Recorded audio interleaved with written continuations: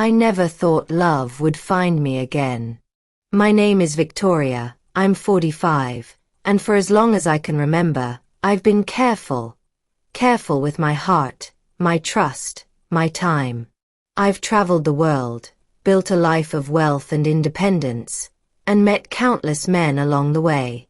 Some were charming, some were persistent, all were drawn to my lifestyle, my image, and not to me. I've always been a virgin at heart in the way that matters, and my soul had grown tired of empty connections. Then I met Alex. He was 38 when I first saw him, standing across the conference room at a business meeting in Chicago. I had dressed for the part, poised, polished, the picture of control. And he carried a quiet, confident energy that made the world around him disappear. From the moment our eyes met, I felt a pull I couldn't explain. It was not desire at first. It was curiosity, a gentle tug at a part of me I didn't realize had been sleeping. The first day, we exchanged business pleasantries, but every glance, every brief touch of hands passing papers or shaking for introductions, left a spark lingering between us. That night, I found myself replaying every detail, my heart pounding at memories I could barely admit to myself. By the second day, our connection grew. He asked me about my travels, my favorite cities, the books that shaped me, and the experiences that defined me. He listened, really listened, with patience and warmth. I leaned closer than necessary when I told him about my childhood, and I noticed how his eyes softened, lingering just a beat longer on my lips than they should have. That evening, a private dinner was arranged for the conference hosts. Alex and I were seated across from each other, the candlelight casting golden reflections in his eyes. He reached for my hand, lightly brushing his fingers against mine. A shiver ran through me, warm and electric. He didn't pull away. Instead, he let his thumb caress my hand in slow, deliberate strokes. My pulse raced, and I could feel a tension I hadn't known I was capable of feeling. When we left the restaurant, the city lights sparkling around us, he walked me to my hotel. We lingered by the doorway, neither wanting the night to end. His hand grazed my cheek as he leaned in, just inches from my lips. My breath caught. I closed my eyes, letting myself feel it fully.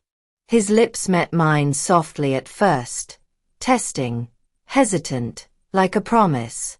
Then deeper, longer, more urgent, and I felt a wave of warmth sweep over me. My hands rested on his chest, feeling the solid rhythm of his heartbeat. The world around us disappeared. I could hear only him, only us, only the slow, deliberate rhythm of two hearts discovering each other. The next morning, I woke to a message from him. I can't stop thinking about last night. My pulse quickened, a mix of longing and fear. We were professional after all, but something inside me had shifted irrevocably. Over the following days, our interactions were charged with unspoken tension. Every time our hands brushed, every accidental touch, every shared smile carried electricity. In the hotel lounge, I caught him watching me, his gaze lingering, and I felt both exposed and cherished. One afternoon, while reviewing conference notes together, he leaned in to point at a detail on my page. His hand brushed against mine, and he held it there longer than necessary. I felt my chest tighten, heart racing, and I could barely focus on the text. It wasn't just the physical touches. It was the conversations in quiet corners, the late-night calls discussing dreams, fears, and regrets. He made me feel seen, appreciated, desired for who I was and not what I possessed. The vulnerability was intoxicating. One evening, we found ourselves on the rooftop terrace of the hotel. The city lights glimmered beneath us, and I felt a surge of courage. "I've never felt this way before," I admitted softly, my voice barely above the whisper of the wind. He reached for my hand, fingers curling around mine. "Nor have I," he said, his voice deep, steady. "But when it feels this right, we can't ignore it." That night, in the privacy of my suite, he kissed me again, lingering, slow, tender.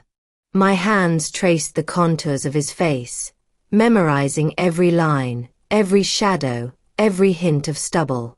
He held me close, his body pressing against mine in a way that was both protective and desperate.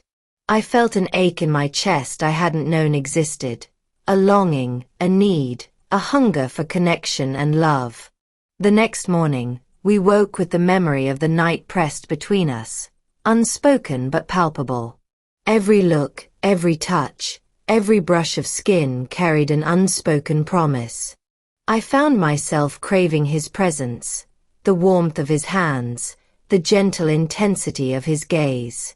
Our romance deepened over the course of the trip.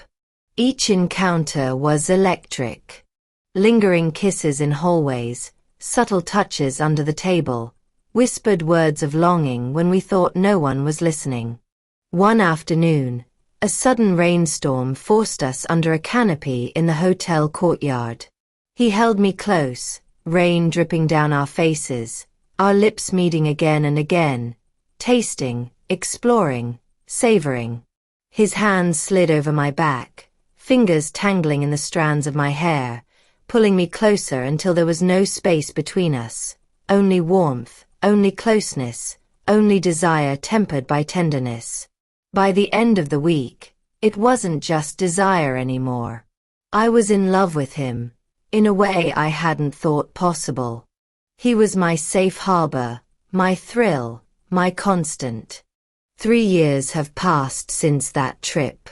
Every morning, I wake next to him, feeling the warmth of his body pressed against mine, the lingering brush of his lips on my shoulder, the soft whisper of his name in my ear. We share tender moments and fiery touches, kisses that start slow and deep, hands exploring, hearts entwined. Every glance, every caress, every playful tease carries the weight of 3 years of love, longing, and trust. Alex and I hold each other in public and private, letting the intimacy flow naturally, letting desire and love coexist in the most beautiful way. We talk late into the night, sharing fears, dreams, and regrets. He whispers that I am everything he never knew he needed, and I tell him he is my heart, my home, my safe place. And now I ask you, my dear listener, have you ever experienced a connection so deep, so intoxicating, that every touch, every kiss, every glance made your heart race and your soul tremble? Share your thoughts in the comments. If you loved this story, don't forget to like, turn on notifications, share, and subscribe for more romantic, tension-filled, and intimate stories narrated just for you.